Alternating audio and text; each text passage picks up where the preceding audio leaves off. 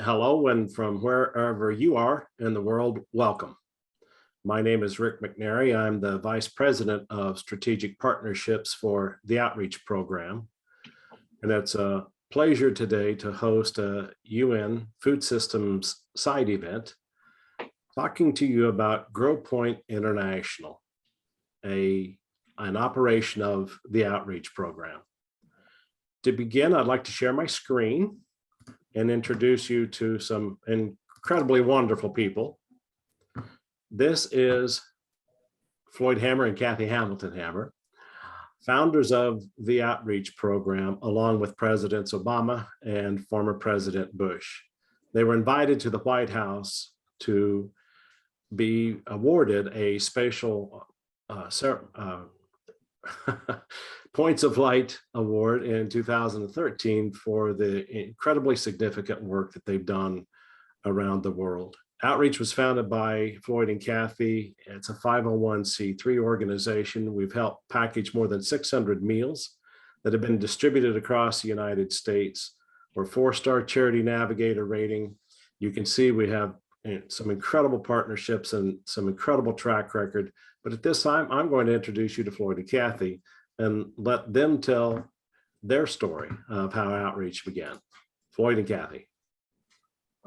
Well, good afternoon. I think many of you are obviously not in America, and so welcome to this dialogue. Welcome, everyone. Yeah. Outreach started back in 2003 when we made our first trip over to Tanzania to work on renovation of a leprosy hospital into an AIDS hospice. And from that, it has grown, as Rick said, we've packaged over 600 million meals that have been donated across the world, whether it's for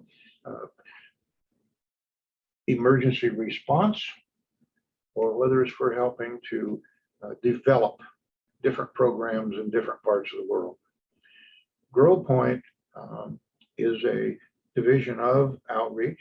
Growpoint's purpose, of course, is to help to stimulate, help provide markets, information, and education to smallholder farmers. So that's why Growpoint and Outreach are connected. Outreach is a sponsor of Growpoint. So to go back to how we started, obviously we did start back in 2003. And again, we went back to Tanzania in 2004 and found that there was many problems related to food production and health, water systems, and education. So we decided that as a mission of Outreach, it would be dedicated to water, food, medicine, and education. So that is what we've done. And again, that's more of the reason that Growpoint is part of Outreach. What would you like to tell about our beginning, Kathy? We, on our second trip to Tanzania in January of 2004, children were dying of starvation. There just wasn't enough food in the area. They had to travel too far to get food. Even the food that we brought in to supplement, we had to drive a long distance to get it. So food is very important, and techniques on how to plant and improve and techniques on how to market, they're all important. So it's very critical that people understand all over the world how to manage their business, because farming is a business. So as Rick gets into the actual program, you'll find that we're focusing on 3 areas: obviously production, processing, and distribution, and that'll be expanded upon. But I think the important part is we look at the forecast for the United Nations and other groups when they say that we have to increase food production by 70% between today and 2050 to accommodate the world's population. It's our belief that the smallholder farmer is the key to that food production. Kathy and I are farmers in Iowa, and we're pretty good farmers. I do not foresee how we are going to increase our production by 70%. Our production on our corn ground or maize fields has gone from what would be 90 bushel an acre in the mid 1990s to over 200 bushel an acre right now. So we've had a 100% increase. I'm not sure that we can do that again. There is a limit to our production capacity. So that's why it's incredibly important that we understand how we can develop the smallholder farmer. Because I think that the latest information which we've received is that smallholder farmers account for about 30% of the total food supply. If we could increase the smallholder production by incrementally, maybe 5%, whatever number a year, we can make a dramatic impact on food security for billions of people around the world. So is there anything else we should touch on, Rick? You're muted, Rick. Sorry about that. Thank you. Yes, please go back and explain what took you to Nkungi and when you saw the need, how you responded. Well, pretty simple. My last name is Hammer. I've always been in the construction business, and I had doctor friends that said, come help renovate the Iambi Lutheran Hospital in Nkungi, Tanzania, where I met Mike Katwaka, who's going to be one of your presenters today. And when we got there, we learned lots of things, as there were things that we didn't know. That we had a quick learning experience, but we went there and renovate the hospital. And as Kathy said, when we got there again in 2004, we were seeing a lot of hunger-related diseases and deaths. And Kathy said, well, we have to do something. And so we went to a neighboring, probably more of a city than a village, and were able to acquire 2 truckloads of maize. We brought that maize back down, about 40 kilometers, to the village of Nkungi, and we decided that we would barter baskets, which the women made beautiful baskets in the village. We would barter baskets for maize, which we did. We did that for about 4 weeks. Pretty soon the maize was gone. So then we started paying cash, and Mike Katwaka continued on with that for a number of years. And I think somewhere over that whole time frame, we've bought maybe 45 to 50,000 baskets that we put in containers and bring back to America. But that was our first experience with knowing that production has to have some way to process it, distribute it. So the production of the baskets, we traded maize or money for the baskets. We brought them back to America and sold them. It's a very simple concept. You produce it, you process it, and you sell it. And that's the very simple thing that we're trying, and we will do with Growpoint. Is that enough, Rick? It's wonderful. Kathy, would you like to add anything? One of the outcomes of the basket sale, when I bartered with the women, I told them, I'll take your beautiful basket to America and we'll sell it and we'll bring the money back to Boulder School, because we thought they needed more education in order to learn how to get out of the cycle of poverty. And that money from the basket then went back to the village and helped to create the Gunda Secondary School.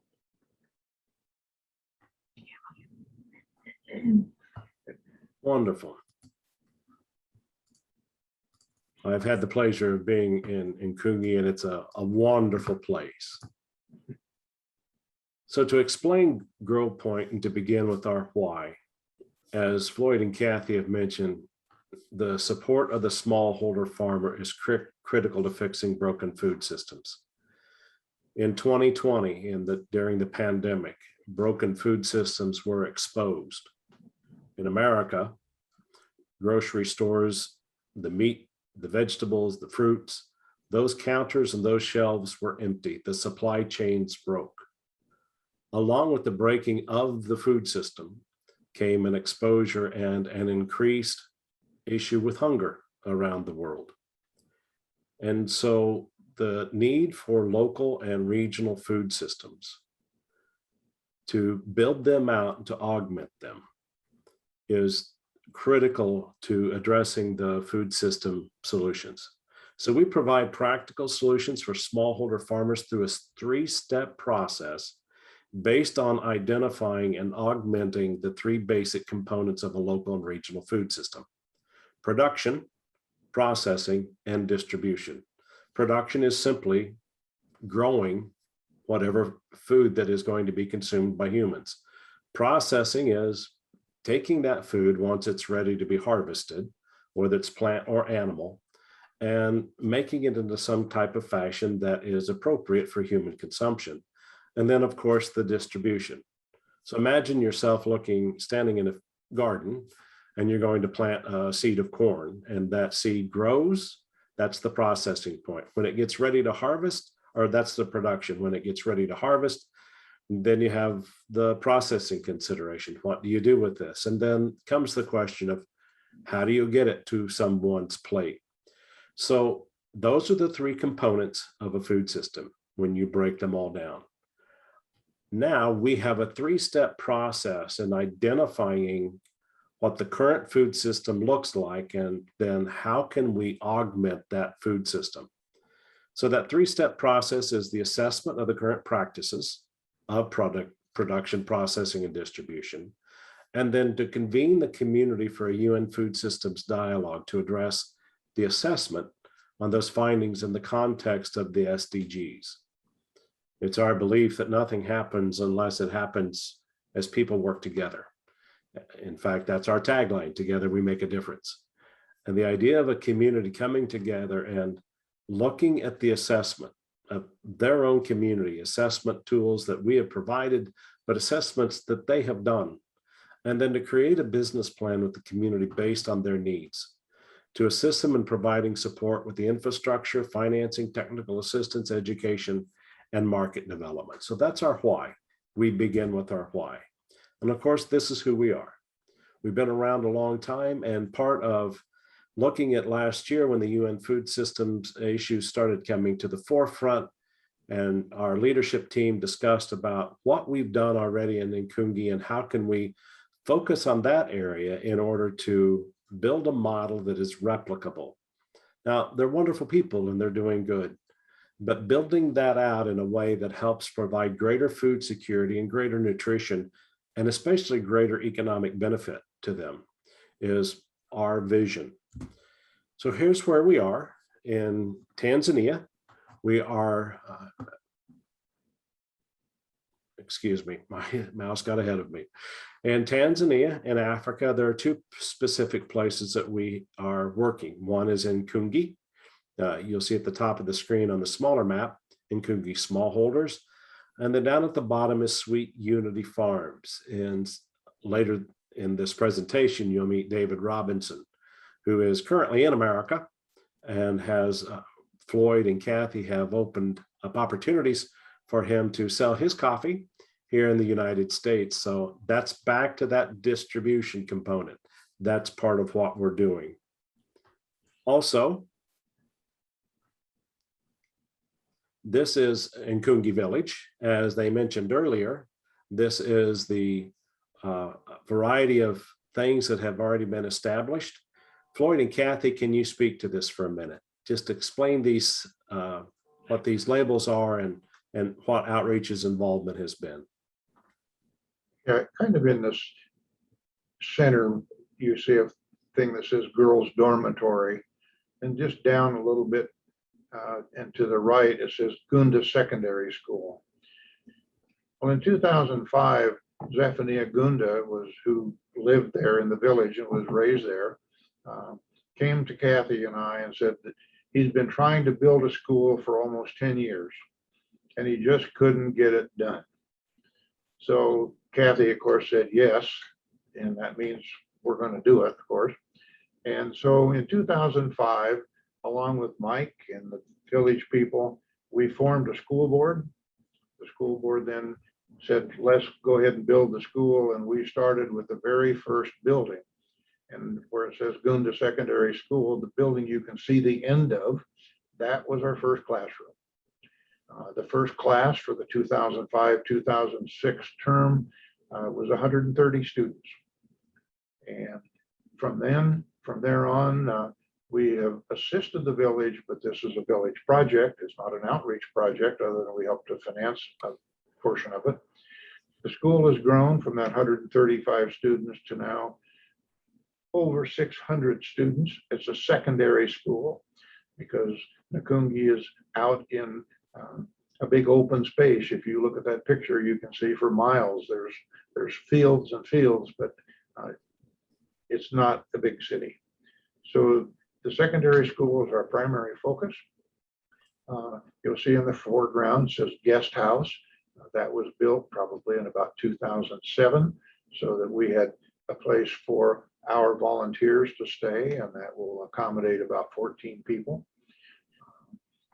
It currently is being used by the medical officer who operates our Portadoc, which is a mobile medical clinic that goes to the surrounding villages to provide medical care to people that are not close to a medical facility. To the left of that is a thing that says water supply. Back again in 2006 and 7, there was a borehole. We were able to clean that borehole out to install solar and wind power so that we're pumping water from that borehole that's been abandoned for many, many years. We pump water from the borehole to that tank that says water supply. That water supply tank then provides water to the guest house, all of the school buildings, and the girls' dormitory, which is in the center upper part of the picture. Between the water supply and the dormitory says there's a 5-acre field. That field is a field that is raising crops that are used at the school. They raise maize and of course beans and squash and other food items. The girls' dormitory was built, I think, in probably 2008-9, in that time frame.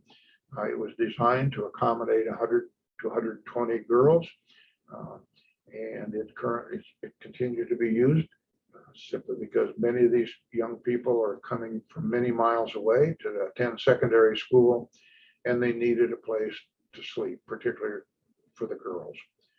So that's kind of an overview of the girls' dormitory. I know recently they have just completed another classroom, and the Gunda School has agreed, the headmistress has agreed to work with Mike and to provide us with 2 classrooms so that we can actually begin teaching some new, or some, maybe not new, but really teaching current agricultural policies.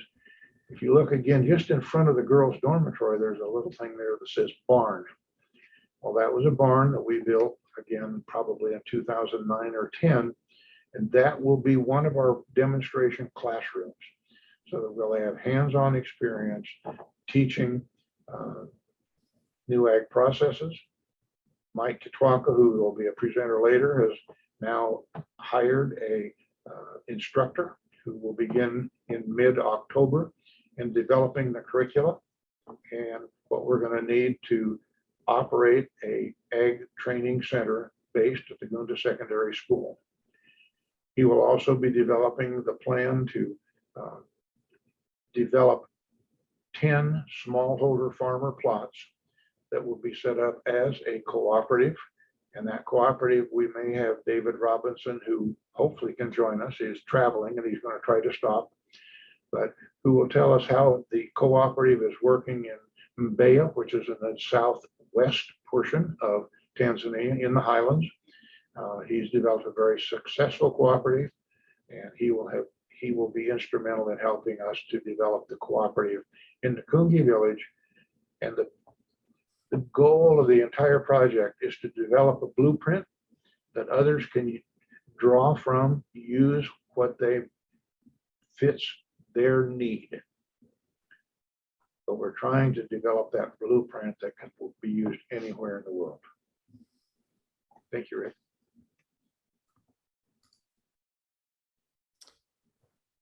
Thank you, Floyd. As I'll continue on, I'm also getting notification from David that he's not able to log in, so he's going to continue trying. Oh, there he is.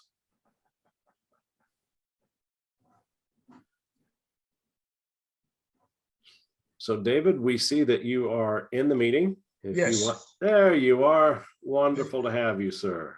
Good to be with you, Rick. Kathy, Floyd, Hello. Well, how are? Good to see you. What is it, 48 hours later? Yeah. Your timing is impeccable, David. Please share with us what Sweet Unity Farms and who you are and where you are. Well, thank you, Rick. Thank you, Floyd and Kathy. I first met the founders of Growpoint in Tanzania. I guess it's 10 plus years ago. I have been a coffee farmer in Tanzania for the last 30 years, representing and working with a co-op that we formed in our village of second and third generation coffee farmers. Rick and Kathy were looking for coffee. Our co-op was able to supply them coffee over a number of years. We recontacted recently with the initiative of Growpoint, again to try to position or help small scale growers position themselves in the most viable, sustainable market and structure possible. For us coffee farmers, it almost has to be a cooperative of some format, because as individual farmers, none of us have the volume of coffee to really enter any international relationships or agreement. Our average farmer is 3 acres in coffee and 3 acres in food crops. So, however, as a cooperative of several hundred farmers, that volume gives us a negotiating position. And in fact, we have gone on to create a brand and are able to have been able to build our organizational capacity to where we can enter the marketplace. At that point, and on a very timely basis, Growpoint as an organization and an initiative had begun to reach out to small scale growers throughout Africa. And because of our past experience with the founders, Growpoint reached out to myself and our cooperative to again say, how can we work with small scale coffee growers? What is it that you need? Where are you in terms of your own initiatives to enter a sustainable marketplace?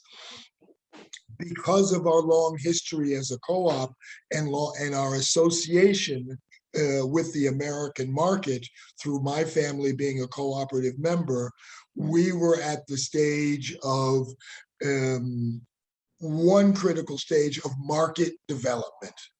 And so that is what we have focused on in our discussions with Growpoint. How could we take a branded product from a cooperative of small scale farmers who had reached the stage of exporting ourselves? So that was a stage of organizational and operational development that we had succeeded to bring ourselves into. We were exporters and we had relationships in America where we could import. We had established relationships with small scale coffee roasters in America. So now we had created capacity, volume, administrative structure in country, export capabilities, import capabilities, roasting capabilities to create a finished product. So now we are roasting in New Jersey and Oakland. But again, it was connection to the marketplace, which you can't do it all in any business. And that's where the synergy with Growpoint was perfect. Not only the synergy with the concept of Growpoint, but Rick and Floyd and Kathy, you know, I just came out of my first trip to Iowa. The environmental, the human environment of farming and small scale family owned farms, although Iowa farms are much, much larger than ours. But that concept of family owned, operated management, family concerns, I think it was in the environment that Growpoint was able to bring us to in Iowa. And we met with our first supermarket chain just the other day. And I think their receptiveness to our story of being small scale farmers was in part due to their history of being a farming community, still being a farming community, and actually still struggling with the issues of how small scale farmers can get the muscle and the positioning and build the relationships to become sustainable, economically viable, profitable, developmental. So at this point, we now have met with a supermarket chain. They've welcomed us to present our concepts to their various stores. And so Growpoint has led us to that critical stage. And then from there, if you're able to sell into a market that's economically viable and profitable, then our needs in terms of equipment, our needs in terms of being able to hire better, more qualified staff and bring them into the village level, bring them into the cooperative management and system. Those things can follow and be supported by the market development initiative that Growpoint has been able to establish. And I think every group that I've met through Growpoint is in a different position. But again, just being in America where not only do you have access to markets, but we met with the University of Iowa. So you have the intellectual and educational linkages that can benefit co-ops in other stages of development. Bottom line, we're moving forward in a network, in a supportive network that can be successful because we are going from the farm to the marketplace. Wow.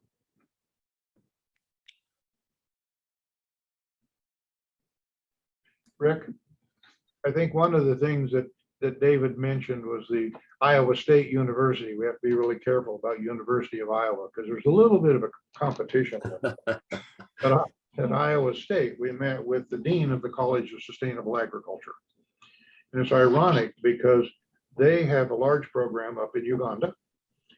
And when we got to Iowa State University and met with the dean, he said, we have been thinking about coffee from Tanzania.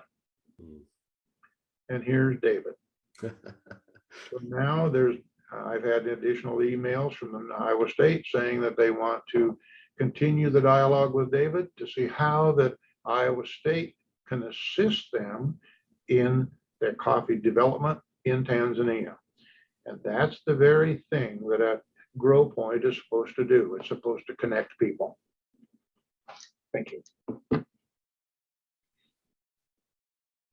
Fantastic. And that's wonderful, David. We understand your time crunch and due to the nature of illness within your family and hospitalizations. We appreciate you taking your time. You're welcome to say a few more words, or if you're ready to dismiss yourself, we are very glad that you were here and were able to communicate. Well, I think I feel like I heard a lot of words from myself already, Rick. So you edit what I've said to any degree that is most beneficial to the organization and carry on. Thank you very much, David. We really appreciate you. No, thank you all, and we'll talk again soon. Okay, thank you. All right, bye-bye. I'm going to go back to sharing my screen again. At this time, I'll introduce you to Dr. Mike Kitwaka. And Floyd and Kathy, can you speak and give us a history of your relationship with Mike? And then when you're done, Mike, your relationship with him and what you do for us in Tanzania. Floyd and Kathy, please. Back in 2004, maybe it was 2005, I'm not sure, we were meeting with the village leaders because there was a windmill that supplied water to the hospital, and the windmill was damaged, needed to be repaired. And we were meeting at the village go down, the town hall, and we had an interpreter because Swahili is not our language by any means. And as we were working through our interpreter, who happened to be that Zephaniah Gunda, I noticed one woman in the leadership of the village that wasn't paying attention to the interpreter. She was listening to me. Well, as it turned out, that was Mike's mother. Mike was born in the Kungi area, actually at Iambi. His father was the doctor at the hospital, and his mother was a teacher, and she taught English. So as a result of meeting Mike's mom, who, by the way, would never speak English to me, she said I was in her country and I needed to learn her language, and I learned a tiny bit. But nonetheless, as a result of meeting Mike's mom, and such a dynamic woman, that's an incredible story of her life and her accomplishments, we met Mike. And Mike began working with outreach in 2004. And I think that that's been an uninterrupted relationship for all these years. As you look at the Gunda Secondary School, that's the results of Mike's work. If you look at the children's feeding centers in Singida, or the centers in Binyoni, or the 8,000 acre farm in Tanga region, those are all the results of Mike's involvement with outreach, and now with Growpoint. All of the staff that works with outreach in Tanzania are Tanzanians. Again, that's part of what Growpoint's about. It's developing local leadership, developing local capacity. And there's no finer example than Mike Kitwaka. Thank you.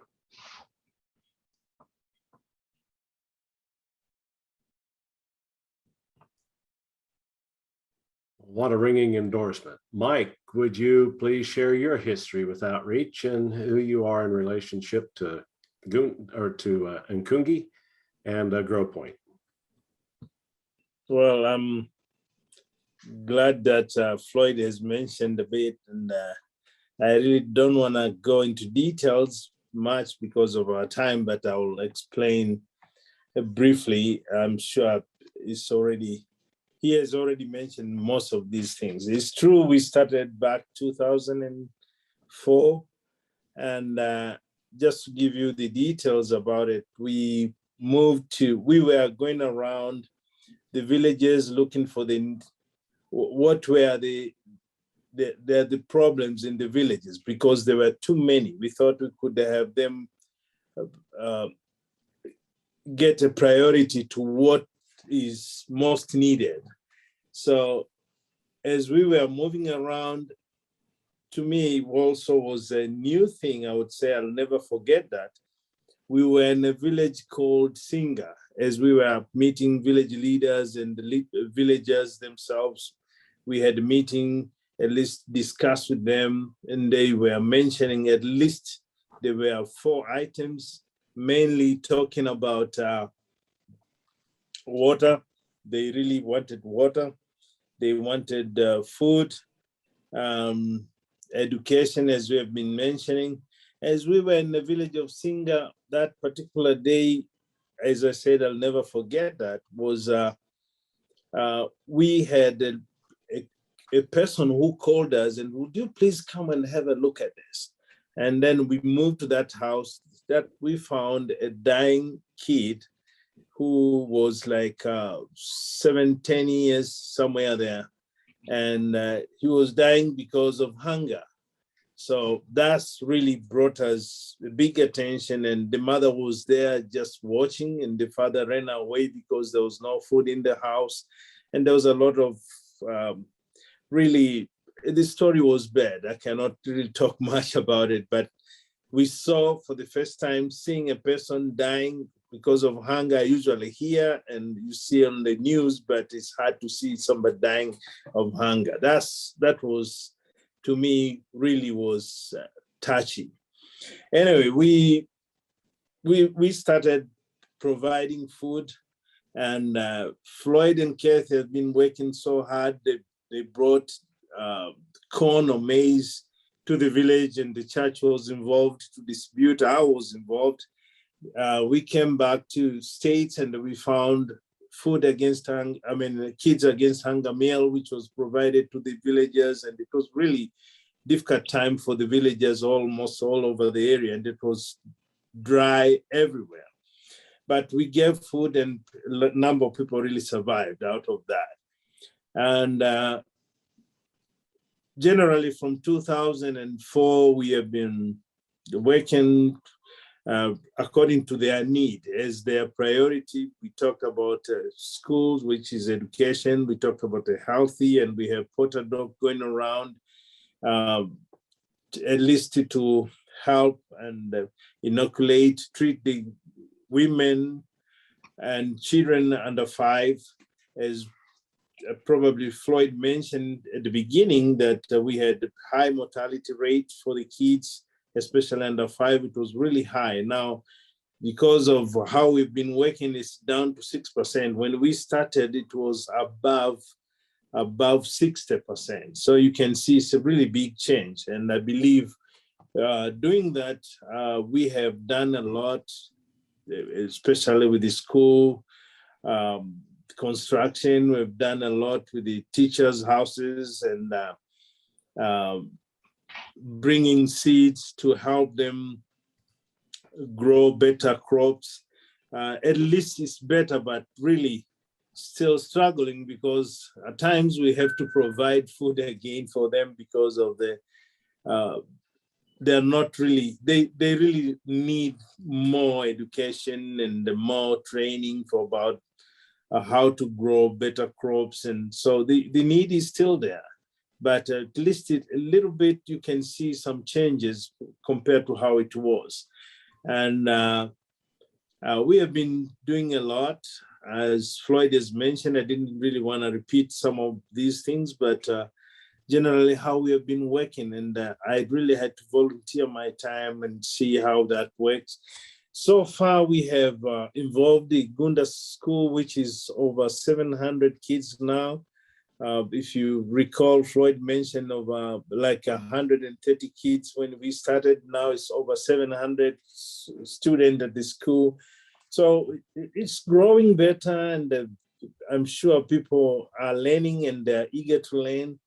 And even when we introduce this topic, the new topic as we are talking now, village leaders and villagers are ready to receive us. And Gunda School itself has already provided 2 classrooms, and they're ready to start. And as I was looking for a teacher, we really found a good qualified person who is ready to begin mid of October.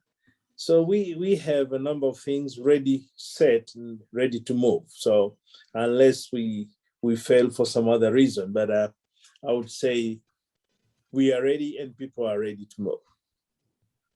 Hope that's something, unless if somebody has a question, I can give more explanation about it. That's fantastic, Mark. At this time, we'll move on to Apollo. Apollo is joined us from Kenya. And Apollo, would you please brief us on your involvement in Growpoint? Hello, everyone. Great to be here. I think the best way to do this is first introduce myself. I am a dietitian here in Kenya, working in a hospital. And as I was working in the hospital, I found out that the foods that I'm prescribing weren't really making an impact on the children because most of the children were malnourished. So I questioned the food system that is here in Kenya. And throughout that process, I found out about a program that's called the UN Food System Summit, and they were holding dialogues throughout the year. And during that webinar here in Africa, I was a panelist, and then I got to meet Floyd. He was the one of the members of the UNSSF. And after we met, we shared contacts, and he later called and said that this project he's working on, and it's called Growpoint.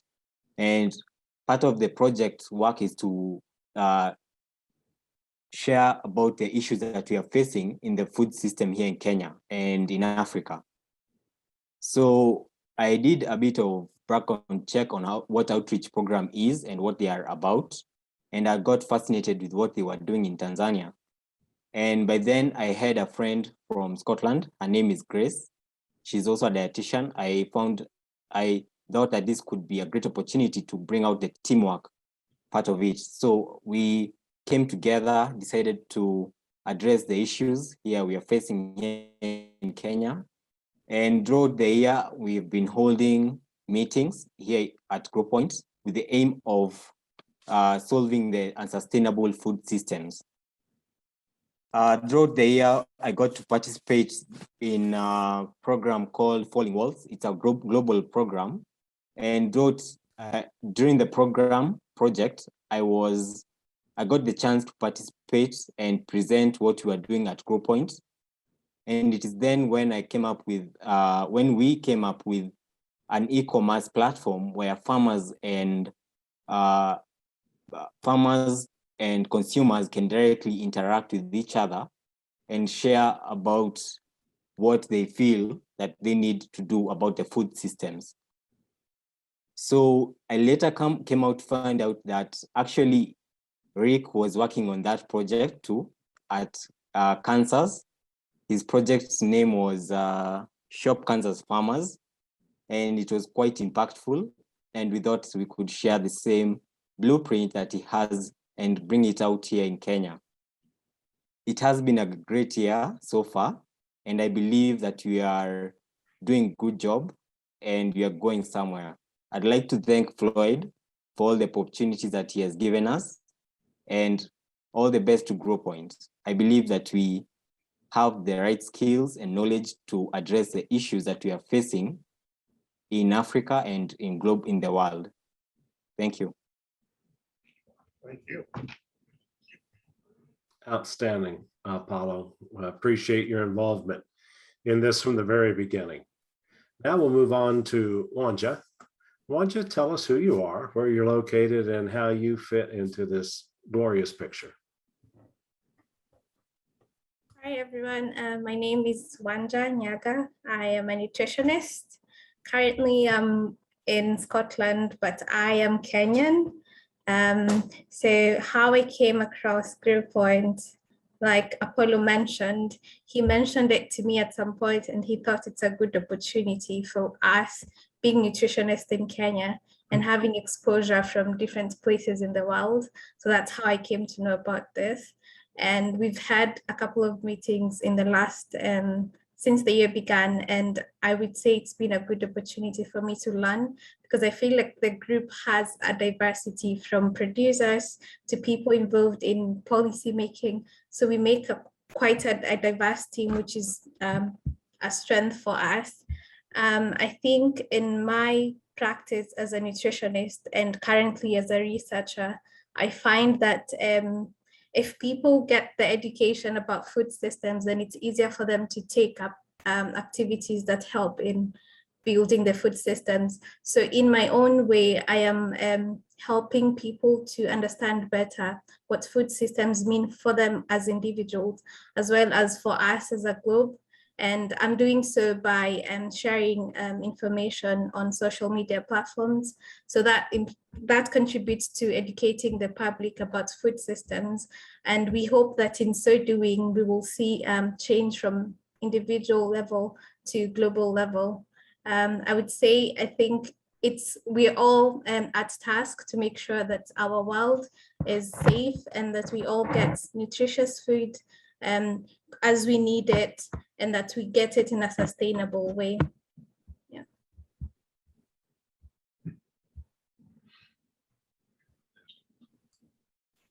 Outstanding, Wanja. Really appreciate your participation and your faithfulness and your encouragement, as well as your expertise in this as we launch and build upon this. I know you've been an incredible resource, you and Apollo both, in our conversations. I'm going to go back to Floyd and Kathy and have them give us some final thoughts on this. I don't see any others that have joined us that have any questions, but I'd like to have them kind of wrap up with a summary of today and kind of cast a vision for us for the future. I'd like to just add that we have two other associates in the Growpoint project. John Agre from Ghana. John is taking a very active role in the UN Food Summit conversations. John had the community dialogues and interviewed farmers to understand the needs of farmers there in Ghana. We also have Dr. Chitachi, I'm sorry, from Nigeria, because of some serious civil strife that's going on in her area of Nigeria. She was not able to join us. In fact, she has basically been out of communication for almost a month. So there are two other people that are playing an active role in what we're trying to accomplish. And I think as you listen to today's conversation, you can understand how that the networking of people and talents and heart is so important to what we're trying to do going forward. What our vision is for the future, everybody talks about having business plans, and my vision of the future is let's just keep doing what we're doing on a week-by-week basis, because that will actually create our future. But we know that we want to be part of the UN Food Summit actions and outcomes. What our part will be remains to be seen. We are willing to commit time, as all the people that are on your screen are committing their time and their treasure to this endeavor. I think that over the next 6 months, we're going to really see what the value will be to our ag education program and our cooperative development in the Tanzania area. We will see the results of the communication between David Robinson with Sweet Unity Farms, the coffee grower that you heard from earlier, and Iowa State University. We're going to be involving Iowa State University with Sokoine University in Morogoro, Tanzania. They already know one another, but they've never worked together. So again, outreach, Growpoint, Mike, David Robinson, Apollo, and I'll say Grace for Wanja, can all be a part of this networking. We will help to build a better world. We're also helping each other to grow. It's up to us to do that. It's up to us to grow so that going forward, we can be better citizens of the world and make a difference. Just like Rick said in the beginning, together we do make a difference. Kathy? In this whole program, my heart is with Wanja and Apollo, because I have worked with the children that are stunted. I've worked with the children that had no nutrition and are dying. I know that the food has to be nutritious so that child's little body can grow, so their brain can develop, so they can learn. We have to teach children, because they're our next generation, on how to have nutritious food, how it can be processed, how it can be stored or sold for their own use or for income for them, so that we can build the whole country and the whole world as a whole unit.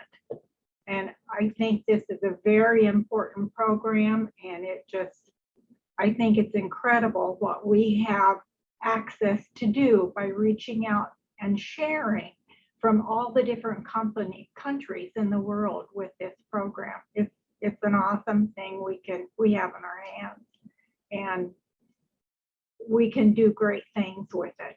So I look forward to the future. I'd like to add one more thing. We've all talked about us. I think it would be nice if Rick could give us a little bit of a kind of a closing on who is Rick McNary. Well, thank you. 20 years ago, a young girl in Nicaragua crawled up in my arms.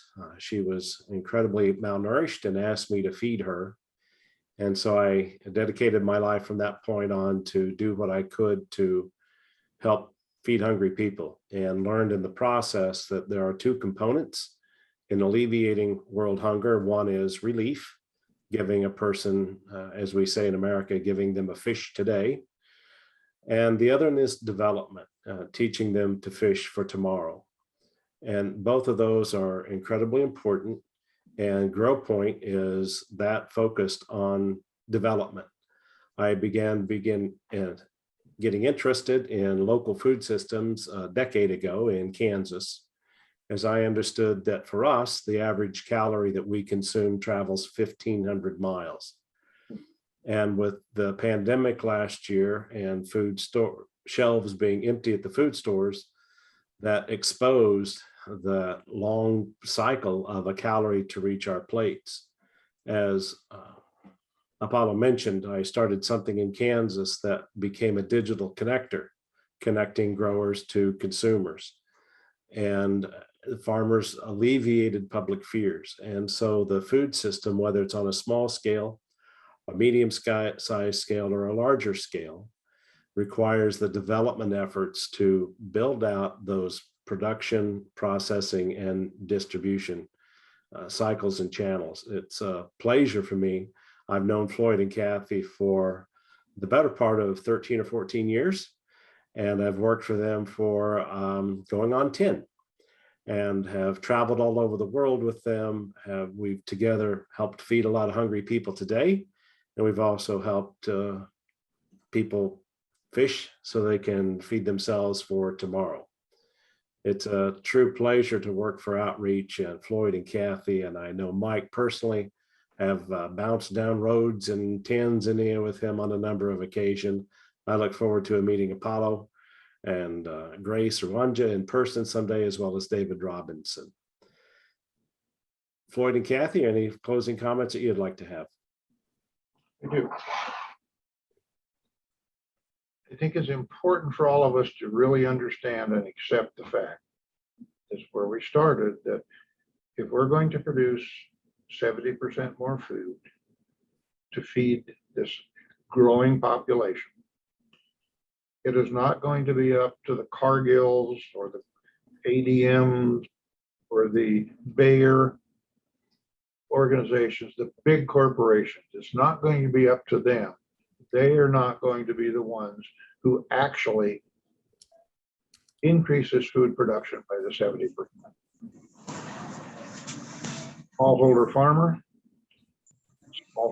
working with his neighbor, farmer and neighbor, and the neighbor's neighbor as a cooperative are going to give them the production capacity that will allow them to actually develop. As David Robinson said, we need equipment because they have to have they have to have what they've done so that they can make it available for the market. So all of those things have to work together. focusing on smallholder farmers is part of the answer. We are part of the answer. And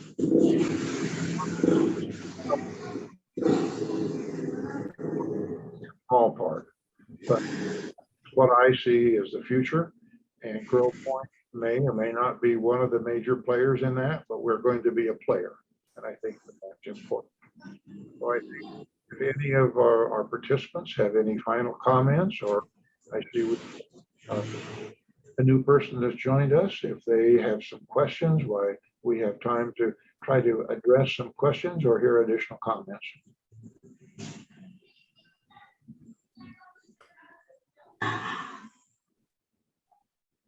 Please go ahead and answer your question, sir. I see it's linking as Infinix Hot 9 Play. Okay, is it Gerson or Harrison? Hello, how are you? We're wonderful. Good to have you join us. Yes, I joined late. I had no Zoom details, but I got them in. Ricky sent them to me. Yes, and Gerson, we will get a recording of this, and I will send the link to you when we get it all bundled up. Thank you very much. Basically, I was a convener for the UN Food System Independent Dialogue from Tanzania, and our theme was what Eastern and the Southern African consumers need for future system. We concentrated on the consumers, and our report, I'm going to put the link of the report in the chat room right away. Fantastic. Yeah. That's wonderful. Thank you, Gerson. Thank you very much for having me. You're welcome. Pearson, could you give us some background on your dialogue and what you're doing there with the consumer? Yes, I'm going to send you to put a link, and we've already submitted the report into the website. I understand that, but can you just give us your feedback on what it is and what it's trying to accomplish? Yes, I just give you a little feedback.